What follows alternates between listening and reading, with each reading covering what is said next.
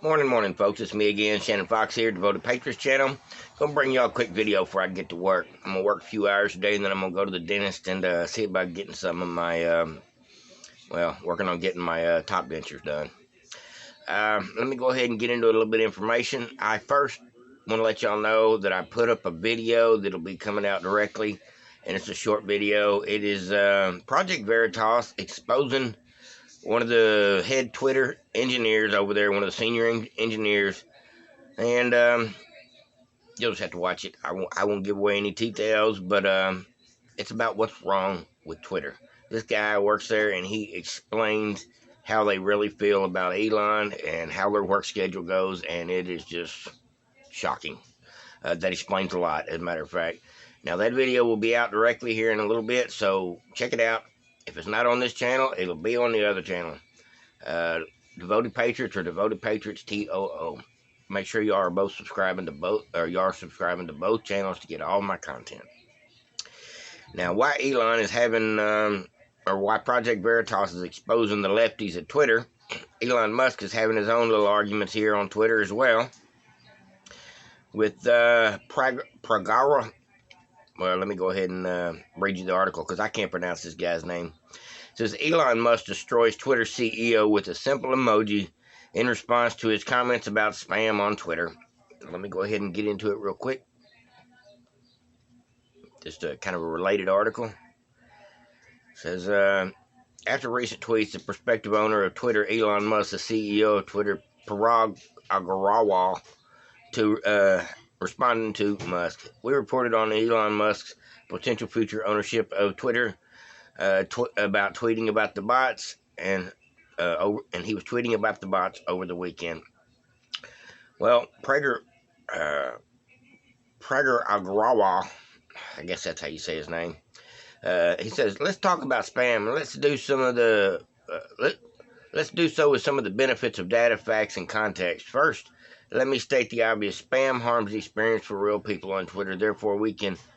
Therefore can harm our business. As such, we are strongly incentivized to detect and remove as much spam as possible we can every single day. Anyone suggests otherwise is just wrong." So they're cleaning up all the spam over there, is what Parag says. Next, spam isn't just binary, human or non-human. It's mostly advanced spam campaigns used by combinations of coordinated humans and automation. They also compromise real effects, and then they use them to advance their campaigns. So they are sophisticated and hard to catch. Some final context: fighting spam is incredibly dynamic. The adversaries, their goals, and their tactics evolve constantly. It is often a response to our work. You can build a set of rules and detect spam today, but hopefully it will still work tomorrow. They will. Blah, blah, blah. He's scapegoating for the fact that they haven't cleaned it up, and he's saying it's impossible to do. He says, we suspended over 500 million accounts every day over on Twitter, and lock people out of accounts each week that we suspect that may be spam. Well, there it is. The hard challenge is that many of our accounts look fake specifically are actually real people, and some of the spam accounts, which are actually most dangerous, look like legitimate legitimate accounts. Okay. Now, we know we aren't perfect at catching the spam, says Parag. Now, this is why after the spam removal, I talked about it above, we know some still slip through. We measured this internally, and every quarter we have estimated 5% of reported MDAU for a quarter of spam or accounts. I don't know what the abbreviation was. But at any rate, he goes on to defend their 5%. 5% of taking the spammers off. He said that's a good number. And as it gets down here to the bottom, he's got about 15 tweets. If you want to read them, they're over here on the Gateway Pundit. He just goes on and on and on to say about how it is they're doing all they can. Well, after it's all said and done, for those of you who want to learn more about our ability in the future, says there are lots of details that are very important underneath the high-level description. We shared an overview of the estimation process with Elon a week ago and look forward to continuing the conversation with him and all of you. Says, bot or not a bot, facts about platform manipulation. There's way too many bots on Twitter, and that is why Elon has reevaluated the whole price of the takeover. Says that Elon responded to the CEO Paragua's tweet with a simple response, and let's just go ahead and put it up here on the screen for you.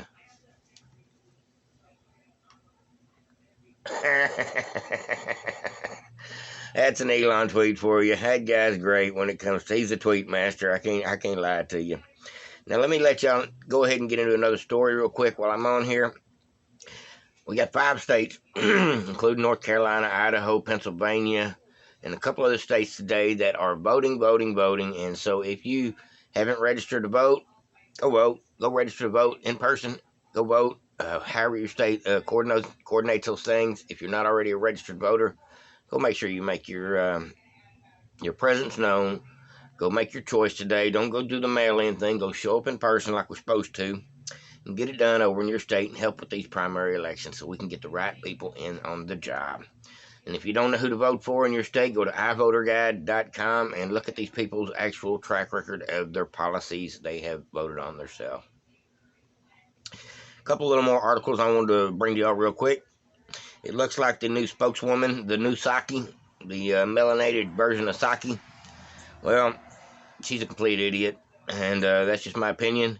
But she tries to explain Joe Biden's record of inflation, and she sounded more like Kamala Harris to me than Psaki. With her circle back around with the whole conversation, doesn't actually answer the question. She's got it bad.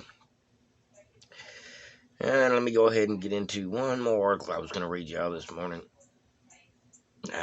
There's some great things going on with the investigations up north in Michigan, and I won't want to talk about it too much until we actually have some results, so I will leave it alone until I can bring y'all a full article on that. But there are some things in the works, in process, and a lot of this, it was brought on by that movie, and I'm glad to see it. So we've got Michigan, and we've got Yuma, Arizona, both scratching their heads and taking a double take on what really happened in November behind watching that movie.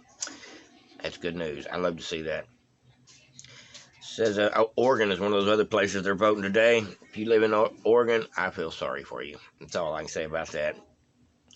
That is definitely a one of those states where you definitely don't have a fair process.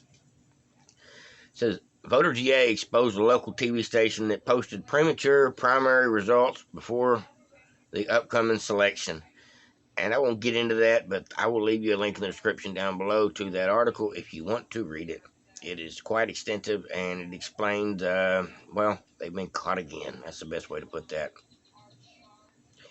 It is a crazy world we're living in. They're still freaking out over the baby formula stuff, and problem is they didn't prepare for it, even though when they shut down that company, they didn't have a plan B to keep it running, and now we are sitting here scratching our heads. How are we going to come up with baby formula now that we've had this place shut, we've had factory shut down for 2 months? These people are idiots. They don't try to solve problems. They try to clean up the mess after the problem is spilt on the floor, and that's just the way I feel about it. Hope everybody's having a great day. I'm fixing to get out of here and go to work. You know, they called Trump the Ultra Mega King. I guess I'm going to start calling Joe the Creeper King, because every time I turn around, including this morning, he's done a run to sniff another child. What is wrong with this administration?